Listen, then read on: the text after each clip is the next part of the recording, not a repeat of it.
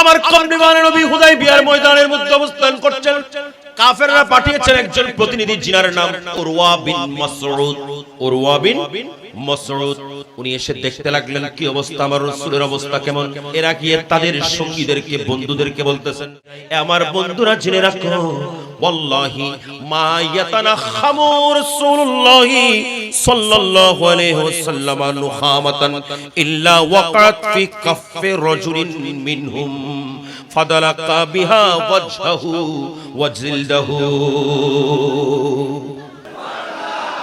উরওয়া বিন মাসউদ বলেন, আমার বন্ধুরা জেনে রাখো, মুহাম্মদুর রাসূলুল্লাহর কাছে গেলাম, তাকে যখন আমি দেখতে গেলাম, আমি গোপনে দেখতে গেলাম, আমি দেখতে পেলাম ওনার যারা সহচর আছেন, ওনার চারপাশে যারা আছেন, ইনারা ওনাকে কেমন ভালোবাসেন, কেমন মহব্বত করেন ওনার সাহাবীরা।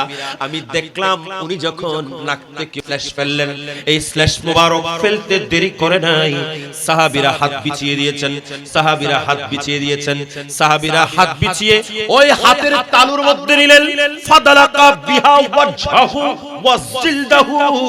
তারা এই ফ্ল্যাশ মোবারক গুলো নিয়ে এগুলো ফেলে দেন নাই, বরং তারা তাদের মুখের মধ্যে আর তাদের বুকের মধ্যে মালিশ করলেন। আচ্ছা, দুনিয়ার কোন রাজা বাদশা তার আমির উম্মাহ যারা, তার সঙ্গে যারা সহচর থাকেন, তার সঙ্গে যারা কর্মী থাকেন, কোনদিন কি দেখেছেন তাদের বাদশার নাক থেকে পড়া স্ল্যাশ গুলিতে তুতুনিতে দেখেছেন? আমার রাসূল স্ল্যাশ ফেলতেছেন আর সাহাবীরা নিয়ে মুখের মধ্যে আর বুকের মধ্যে মালিশ করতেছেন। আর একটু বড় করে বলেন, দুনিয়ার কোন বাদশার এই দরবারে এই কাহিনী হবে? কিয়ামত পর্যন্ত হবে। কেন আমার রাসূলের এখানে হলো কেন? কারণ আল্লাহ তো আমার রাসূলকে বাদশাদের বাদশা বানিয়েছেন। মোহাম্মদ মুস্তাফা সাল্লে আলা, তুমি বাদশারো,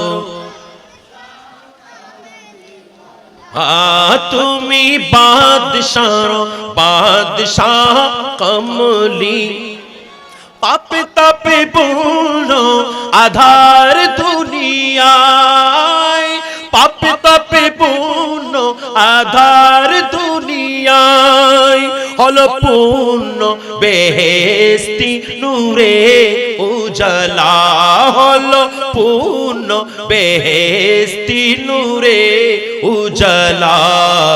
মুহাম্মদ মুস্তাফা সাল্লে আলা, তুমি বাদশারো। একটু বড় করে বলেন সুবহানাল্লাহ।